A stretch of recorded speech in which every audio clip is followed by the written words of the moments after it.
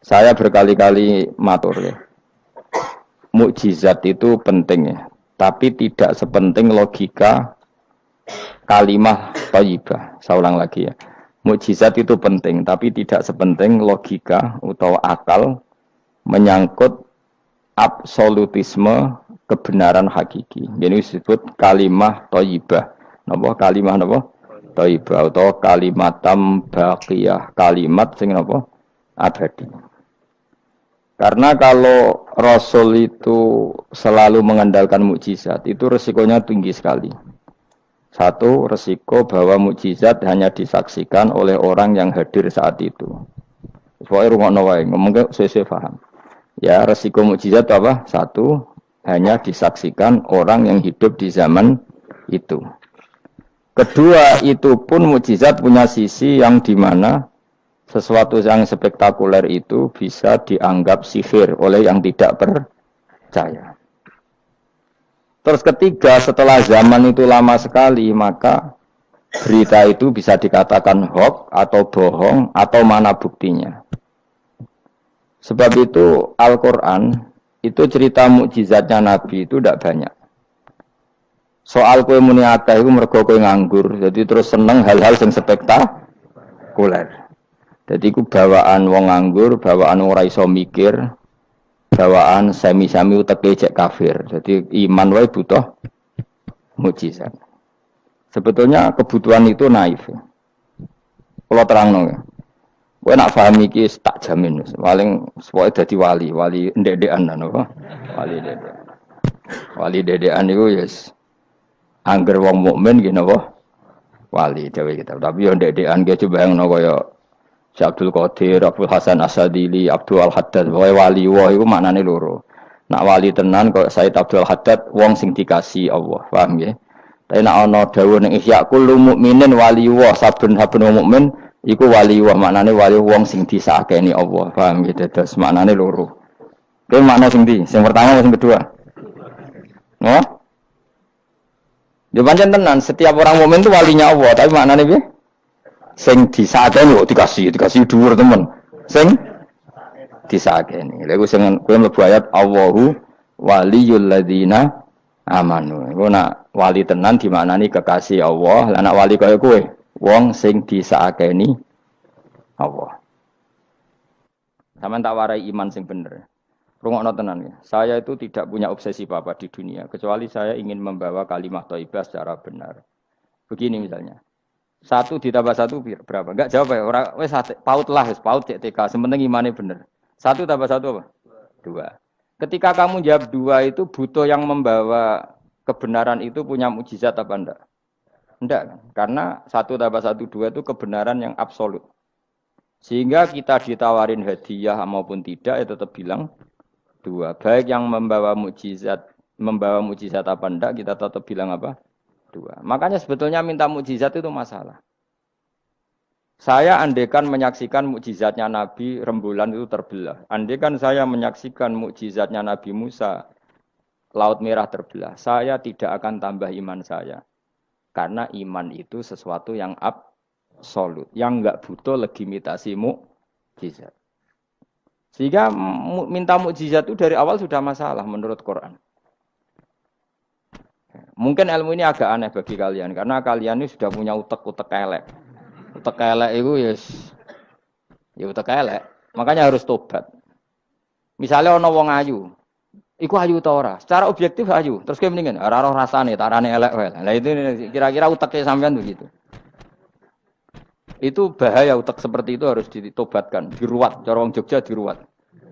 Ning gone gunung, ning gone segara kidul, ning gone endi iku? Nggon ruwat ku endi, Mas? Kowe tau tak ruwat? Ning ndi? Ning watu apa? Kula nate mriko ping ruwat Mustofa ra gelem sirik direne. Nak gelem ren tak ruwat, biayai, paling tak piro? Kembang sak taman ya. Golekno ning pasar kembang. Tapi ora sarkem, pasar kembang tenan. Pasar kembang tenan, sini pasar iki lho maksudku. Pikirane kok ndak kamu tak latih iman secara benar, betul ini. Saya ndak main-mainnya. Saya sampai ketemu Allah bertanggung jawab. Enggak tak latih. Iman sebenarnya hal yang mudah, sangat mudah. 1 ditambah 1 itu berapa? 2. Kamu mengatakan 2 itu nunggu dikasih hadiah yang bedai apa enggak? Enggak. Lalu menunggu diancam apa enggak? Kalau tidak bilang 2 tak bunuh, enggak kan? Karena kebenaran yang absolut. Lah, Allah sebagai Tuhan itu kebenaran yang absolut apa enggak? Absolut. Sehingga harusnya Allah andaikan tidak bikin surga pun kita tetap bilang Allah Tuhan. Allah tidak nakut-nakuti dengan neraka pun kita tetap bilang Allah itu Tuhan. Dan yang mengajarkan bahwa Allah Tuhan yaitu Rasulullah Muhammad gak perlu bawa mukjizat yang spektakuler. Sehingga mukjizat itu masalah. Makanya tidak ada imannya sahabat karena mukjizat. Abu Bakar iman dengan kesadaran, Umar iman dengan semua khiyarus sahabat iman itu dengan kesadaran. Mukjizat itu hanya diminta orang-orang aneh-aneh, iku kafir-kafir elek, muni wa qalu lan nu'mina laka hatta tafjura lana minal ardi yambu'a. Jadi mukjizat itu diminta orang sing aneh-aneh, sing brengkel jero-jero. Terus ya itu tadi seperti tadi, 1 tambah 1 berapa anak-anak? Ya sebetulnya 2, tapi kalau nggak dikasih papa tak jawab 5. Kalau kamu ingin iman masuk surga, utek kamu ijek kok catekan. Nanti ke swarga Gusti jenengan tak arani pangeran. Nah ora serah pangeran. Maka ini absurd, suatu yang absurd, yang buruk sekali. Sehingga orang-orang soleh pun, soleh-soleh kayak kue ini kan soleh amatir. Orang-orang soleh amatir seperti ini itu masih nanti digojlok sama pangeran di mahsyar, ditanya begini sama Allah. Dan saya hafal hadis qudsinya. Ayo kamu ingin keluar dari Islam amatir apa tetap begini saja? Keluar. Nah, keluar kudu ngrungokno ngaji. Laulam akhluk jannatan wala naron. Ini kata Allah dalam hadis qudsi. Alam akun ahlan an uto'a. Saya masih hafal teksnya seperti itu. Kalau saja saya tidak menciptakan surga dan neraka, apa saya sebagai Tuhan itu gak layak kamu taati? Jadi ketika orang-orang soleh amatir kayak kue ning dunya sujud Gusti, darane aku pangeran nggih Gusti. Opae napa? Swarga Gusti. Pas wis kowe pede ape mlebu swarga pangeran takok, umpama aku ora gawe swarga, aku tetep arani pangeran ta ora? Terus kowe mulih Budi Gusti ya, ndaran jenengan pangeran itu yang penting swargane, mboten jenengane pangeran. Oh neraka. Karena kita bilang 1 ditambah 1 saja 2 tanpa presentasi yang membedai atau yang uji memberi hadiah atau tidak. Karena kita bilang 2 hanya butuh kewarasan, apa? Nak kowe waras darani. Maka orang-orang pilihan itu malu kalau minta surga. Karena Allah tetap Tuhan. Andikan enggak menciptakan surga maupun neraka. Makanya andikan saya tidak menciptakan surga dan neraka, apakah saya tetap tidak Tuhan? Tentu tetap sebagai Tuhan. Di sini dibutuhkan iman yang kuat sehingga kita ada amatiran seperti ini. Ngapalo Quran yang mergono bonus umroh. Itu apa-apaan. Seneng Quran kok ngenteni rangsangan bonus. Kuliah gratis. Untuk jalur khusus itu apa-apa. Kowe gedeng yo keliru, wong Quran saiki berkah kok kowe gedeng. Tapi kayak setuju goblok tak jamin. Kowe milih ndi? Goblok apa hasud? Pilihane loro tok. Nak ra setuju hasud, setuju goblok. Ora terima goblok. Wong seneng Quran kok ngenteni rangsangan hadiah, seneng umroh.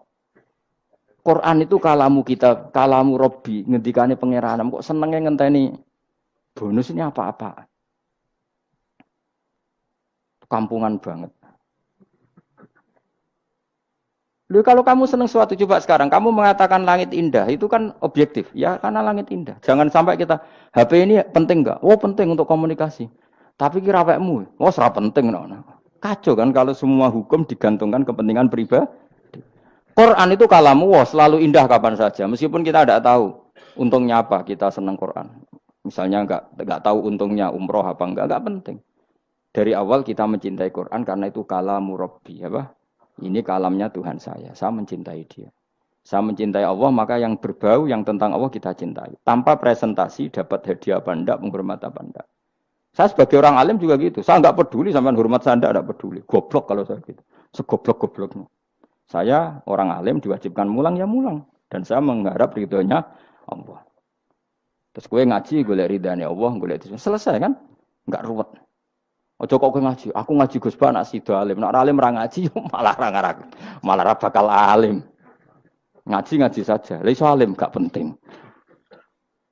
Saya ulang lagi ya. Saya pernah matur ini bahkan di depan mas saya sarang. Sebab itu Nabi pernah ngendikan secara ekstrim dan ini ekstrim yang baik. Tapi jangan disalahpahami. Saya ulang jangan disalahpahami. Nabi pernah ngendikan gini, mangqala la ilaha illallah dakhalal jannah. Terus ada sahabat tanya, wa in zana wa in saraka yarqal wa in zana wa in saraka. Siapapun yang meyakini la ilaha illallah maka dia suatu saat pasti masuk surga. Meskipun pernah zina, pernah maling. Iya, kata Nabi, meskipun pernah zina dan pernah maling. Karena apa? Kebenaran absolutisme, kebenaran yang absolut itu tidak terkait qailnya yang mengatakan. Saya berkali-kali mencontohkan. Saya ketemu lonte di Indonesia atau di Mesir, siapa saja. Atau bandar narkoba, atau siapa saja. Tak tanya, 1 tambah 1 berapa? Kira-kira lonte jawab berapa? Tidak, jawab saja, biar sampean pinter. 2. Bandar narkoba ditanya jawab berapa? 2. Yang di penjara KPK jawab berapa? 2. Kemudian ada rektor Al-Azhar tak tanya, 1 tambah 1 berapa Pak Rektor? Lonte sudah bilang 2, penjahat sudah bilang 2, para begundal sudah jawab 2. Terus dia karena rektor Al-Azhar, kalau saya 3. Kira-kira ini rektor geblek apa enggak kira-kira? Geblek. Kira-kira, tapi tentu itu tidak mungkin. Tetap dia pun jawab 2. Dia enggak peduli, wah saya rektor kok jawabannya sama dengan penjahat. Karena kebenaran absolutisme itu tidak pernah bergantung kamu rektor, apa kamu siapa saja. Paham ya? Sehingga dalam ikrar bahwa Allah Tuhan itu kita sama dengan lonte, dengan penjahat sama. Semuanya ikrar kalau Allah itu Tuhan. Karena kebenaran absolut tidak bergantung siapa saja. Makanya Nabi ngendikan wa in zana wa in saraka. Meskipun yang melafadzkan itu orang zina maupun maling. Karena tadi kebenaran absolut. Kira-kira lonte kamu tanya, Lombok pedes enggak? Dia kira-kira enggak, tak jawab yang lucu-lucu biar otak sampean tuh waras. Makanya dimulai dari hal yang gampang-gampang saja. Lonte ditanya, Lombok ini pedas apa manis? Pedas. Penjahat yang ditahan KPK, Pak Prabowo, Pak Jokowi. Jawabnya sama, jangan terus kubu sebelah jawab apa. Iya ada seperti ini. Karena kebenaran ini absolut. Yang di penjara KPK bilang Lombok itu pedas, yang menjara juga. Bukan kok gini, kata yang di penjara. Lombok apa? Kata ketua KPK apa? Pedas. Oh, saya jawab manis. Saya akan dendam di penjara dia. Tidak bisa. Lah aku yang Mustafa agak senang. Tetap tak arani Lombok itu pedas. Misalnya loh, ya senang Mustafa tak bully terus. Misalnya aku rasa senang Mustafa. Terus dia ini jawab Lombok pedas. Apa saya terus muni manis? Hanya nuruti gak? Senang. Itu hebatnya Rasulullah. Ketika ngendikan masalah la ilaha illallah wa in zana wa in saraka. Tapi orang salah paham terus katanya, wah ini Islam melegitimasi zina, diasem ngono, ora ono ngono iku. Tekem gitu. Maksudnya Nabi itu kebenaran absolut itu enggak ada bedanya antara orang fasik dan orang soleh. Semuanya ikrar. Sekarang 1 ditambah 1, lonte ya bilang 2, pencopet ya bilang 2, Pak Polisi ya bilang 2, kubu sebelah ya bilang 2. Sekarang semua orang Islam sing fasik ya bilang Allah Tuhan, sing soleh bilang Allah Tuhan, semuanya sama. Maka orang fasik pun dalam Islam enggak boleh kamu keluarkan dari Islam karena sama-sama bersaksi asyhadu alla ilaha illallah wa asyhadu anna muhammadar rasulullah. Mulane ahli sunnah berpendapat, berkeyakinan orang Islam apapun maksiatnya tetap tidak bisa dikeluarkan dari apa? Islam. Soal dosa ya dosa saja. Apa nak kowe terus dosa darani 1 tambah 1 5. Nak lonte muni 1 tambah 1 2 terus orang soleh aku tak bilang 3 biar tidak sama dengan lonte. Tidak bisa seperti itu. Maka harus dilatih terus kebenaran absolut. Maka saya bayangkan kalau saya ulang lagi. Andai kan saya menyaksikan mukjizatnya Nabi memecah bulan, iman saya tidak tambah. Karena tanpa itu pun kadar kita imannya sudah full. Kenapa? Karena kebenaran Rasulullah sebagai Rasul adalah kebenaran yang absolut. Seperti saya meyakini 1 tambah 1 2. Dikasih hadiah 1 juta itu tidak nambahi iman saya kalau 1 tambah 1 2. Paham ya? Enggak tambah kan iman kamu. 1 tambah 1 2. Terus kamu dikasih hadiah 1 juta. Kepercayaan kamu bahwa 1 tambah 1 2 tambah apa enggak? Enggak kan? Karena kebenaran yang absolut. Nah itu yang dimaksud Sayyidina Ali ketika ngetikan lauku sifal khoto mastatu yaqinan. Umpama dunya iku aku wis mukasafah kabeh, imanku ora tambah. Ketika ditanya, apa Anda setelah di akhirat imannya tambah? Enggak, kata Sidinal. Apapun iman saya tidak tambah. Maksudnya tidak tambah karena kebenaran absolut. Siapapun yang mukmin secara benar, itu imannya sudah 100%. Maka tidak akan tambah dengan hal-hal yang baru. Paham ya? Jelas. Kayak tadi, 1 tambah 1 kamu jawab berapa? 2. Itu kebenaran itu kamu imani kan sudah full 100. Kemudian yang bedai kamu, yang nguji kamu, udah kamu tak kasih 1 miliar, sudah kamu tak kasih umroh. Iman kamu 1 tambah 1, 2 tambah apa enggak? Enggak. Karena kebenaran absolut. Maka nanti setelah saya masuk surga, tanya Allah, ha imanem tambah enggak setelah saya melihat surga? Ya tetap Gusti, tetap engkau sebagai Tuhan yang hakiki. Lah seneng tambah lah, ini tambah, mergo kelon mau cara keren ngene soal ta. Nggih, nak rugen kita koi. Imanem tambah gak gen, mbok jabe? Mboten Gusti. Nak seneng tambah ge tambah lah Gusti riyen elek sakniki ayu lah. Tapi ya urusan seneng mawon, tapi nak imannya enggak perlu tambah karena tadi Allah Tuhan itu kebenaran yang absolut. Jelas nggih? Loh jelas toh. Maka kebenaran yang absolut ini sebetulnya enggak perlu mukjizat. Maka mukjizat itu hanya diturunkan sesekali saja oleh Allah di semua nabi. Bahkan mukjizat sering menjadi problem karena tadi kalaupun diturunkan ada potensi dituduh sebagai sihir. Makanya Allah nanti ngendikan walau fatahna alaihim babam minas sama fadhallu fihi ya'rujun ya laqalu innama sukirat absaruna bal nahnu qaumum masurun. Muhammad nak kaum njaluk mukjizat ora usah turuti, umpama langit itu tak buka. Kemudian mereka terbang ke langit menyaksikan alam malakut saya, mereka akan bilang innama sukirat absaruna, kita-kita ini disihir Muhammad. Itu sama seperti peristiwa pecahnya rembulan. Pecahnya rembulan peristiwa yang dahsyat. Sahabat iman tapi ya dingin saja. Kenapa dingin? Karena sampai itu pun mereka sudah iman bahwa Rasulullah itu adalah Rasul yang hak. Karena bukti logikanya terlalu jelas. Tapi wong kafir apa ketika rembulan pecah? Iqtarabatis sa'atu wan syaqqal qamar wa iyyaru ayata yu'ridu wa yaqulu sikhrum mustamir. Tetap dikomentari itu sebagai sihir. Tapi sahabat sebelum bulan pecah sudah iman. Karena sahabat otaknya waras. Jelas ya? Jadi mukjizat itu tidak diperlukan sebetulnya. Maksudnya tidak diperlukan dalam konteks iman. Karena tanpa itu pun para sahabat, para khiyarun nas sudah iman. Makanya agama ini liqaumi yaqilun bagi yang punya akal. Bukan liqaumin sing yasyadunal mukjizat bagi kaum yang menyaksikan mukjizat. Waras ya, jelas ya. Jelas ya. Mulane ke sebenarnya ana masar iku, aku mau swarga war kowe, mergo mau ijek takoki pangeran. Munggo aku ora gawe swarga, aku ijek pangeran ta ora. Terus kowe mikir sik. Bahaya itu. Berarti aku dadi pangeran mbok pikir sik, kecuali kowe tak kei swarga, kan tak takoki pangeran ngono piye. Itu ibarat Pak Guru tak jawab 2 asal kamu kasih hadiah. Ya, nah ndak tak katakan 3, itu utek. Allah tetap sebagai Tuhan meskipun enggak menciptakan surga maupun neraka. Karena ketuhanan Allah adalah absolut. Makanya Allah sering ngendikan dzalika bi anna Allaha huwal haqqu wa anna ma yad'una min dunihi wal batil wa anna Allaha huwal aliyyul kabir. Allah selalu punya sifat abadi bahwa dia zat yang hak. Yang lain menolak Allah adalah barang batil. Hak akan selalu hak, enggak butuh pendukung, enggak butuh apa-apa. Karena hak itu berdiri sendiri. Makanya Allah mensifati dirinya Al-Hayyul Qayyum yang berdiri sendiri.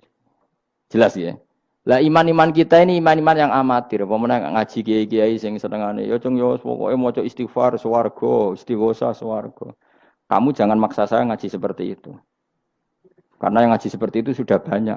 Atau ngaji model wong alim maksudnya. Ya tadi model ini. Makanya kena niru aku ya terus alim gitu. Ibu-ibu tenan ra ngerti pokoke ngono. Dan ulama seperti saya memang harus seperti itu karena kita ngajinya seperti itu. Saya baca ihya seperti itu, baca hikam seperti itu. Dari guru-guru saya, dari Mbah Mun bapak saya seperti itu.